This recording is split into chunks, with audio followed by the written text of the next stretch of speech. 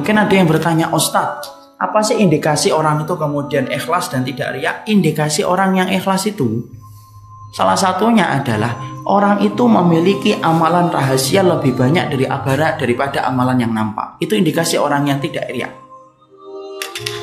Jadi kalau antum ingin tahu apa indikasi orang yang ikhlas, karena ikhlas itu lawan dari riya. Apa indikasinya?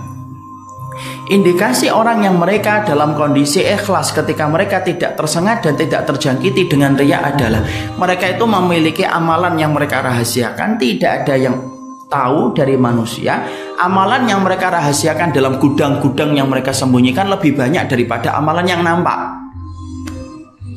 Jadi kalau antum sebaliknya, kalau antum pengen menakar diri antum, apakah saya termasuk orang yang seneng nggak dengan riya ataukah tidak, antum melihat saja. Anang lihat orang yang amalannya yang nampak lebih banyak daripada amalan yang tersembunyi, maka dipastikan orang itu telah tersengat dengan riya tanpa disadari, sudah merusak banyak ibadah yang telah dia lakukan disebabkan tidak sadar dia tidak pernah peduli ketika amalan itu rusak di hadapan Allah. Ya, makanya sahabat adalah tipe manusia yang mereka itu memiliki amalan rahasia itu lebih banyak daripada amalan yang nampak. Dan para sahabat itu semangatnya menyembunyikan amal, ikhwan. Kenapa? Karena sesungguhnya Rabb antum adalah Rabb yang senang ketika kita beribadah, kita tujukan ibadah itu hanya untuk Allah.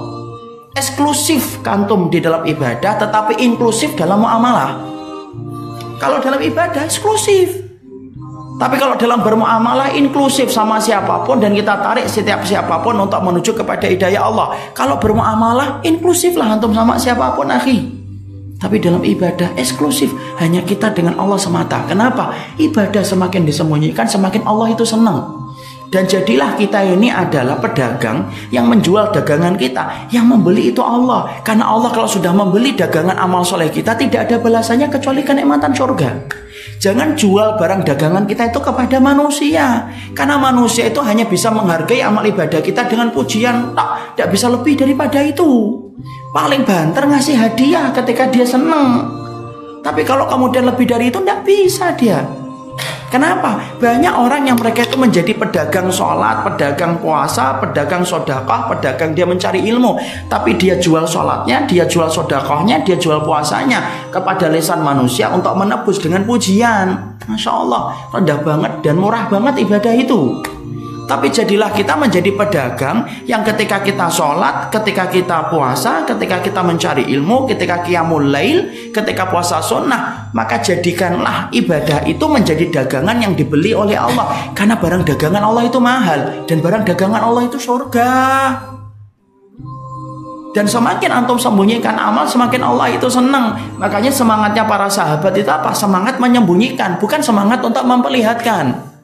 Makanya banyak ibadah yang Allah itu senangi ketika dia itu menyembunyikan. Dzikir yang paling disenangi oleh Allah, dzikir yang keras atau dzikir yang pelan-pelan? Yang pelan, yang dia sembunyikan. Orang yang membaca Al-Quran yang lebih Allah senangi orang yang baca Quran keras atau yang membaca Quran pelan-pelan? Pelan-pelan. Orang yang sedekah terang-terangan dengan orang yang sedekah sembunyi-sembunyi, mana yang lebih disenangi oleh Allah? Orang yang sedekahnya sembunyi-sembunyi. Kenapa? Semakin eksklusif diri kita ketika memproduksi amal dan kita tujukan kepada Allah, semakin besar Allah akan menggantinya dengan kontan kenikmatan surga itu. Jangan menjadi pedagang yang jual dagangan amal ibadah kita kepada manusia, akhi. Berat Ustaz, sama lah yang ngomong aja masih berat kok. Jatuh bangun kita menjaga itu. Tapi kita ini tidak sadar, kadang-kadang itu cuma jadi pedagang mulut manusia toh. Terus saja kita hanya untuk nebus mulutnya manusia. Masya Allah, rugi banget kita ini. Makanya orang yang ikhlas, indikator keikhlasan ketika tersingkir riya dalam hatinya. Indikator tersingkirnya riya dalam hati itu apa? Amal yang dirahasiakan lebih banyak daripada amalan yang nampak. Sekarang pertanyaan kita, kenapa para sahabat amalan mereka sekarang kok nampak semua, Ustaz? Karena Allah yang menampakkan amal itu setelah mereka meninggal dunia. Allah yang tampakkan. Sampai kita hanya mengerti amalan-amalan mereka. Tapi mereka menyembunyikan amal. Umar bin Khattab ketika melakukan ekspansi apa? Turun ke bawah turba. Umar itu melakukannya siang atau malam? Malam. Ya, ketika Umar bin Khattab radhiyallahu anhu ketika kemudian memberikan gandum kepada fakir miskin di Madinah, diangkat gandum itu dilakukan oleh beliau di waktu malam atau siang? Malam. Makanya sampai para salaful ummah itu berkata, uktumu, tutuplah hasanataka, kebaikanmu, asyad ihtimaman minal amal, tutup kebaikanmu lebih banyak daripada kamu menutup aibmu. Karena kita ini kalau sudah menutupi aib itu kan semangat sekali kan. Coba kalau kita sudah nutupin aib, semangat atau tidak semangat? Semangat. Ada jerawat, kita pasangi apa, tensoplas kan, supaya nggak kelihatan. Itu gaya-gaya SMP tahun 90-an itu ya. Ada jerawat di mana, kasih tensoplas di sini, ente kelihatan, malah tambah kelihatan.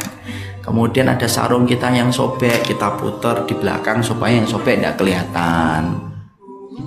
Itulah sifatnya manusia. Tapi kemudian para salaf mengatakan, tutupi amal kebaikanmu sebagaimana kamu menutupi aibmu. Karena apa? Yang ditutup itu bukan hanya aib tetapi amal ibadah. Semakin ditutup, semakin besar kedudukannya di sisi Allah.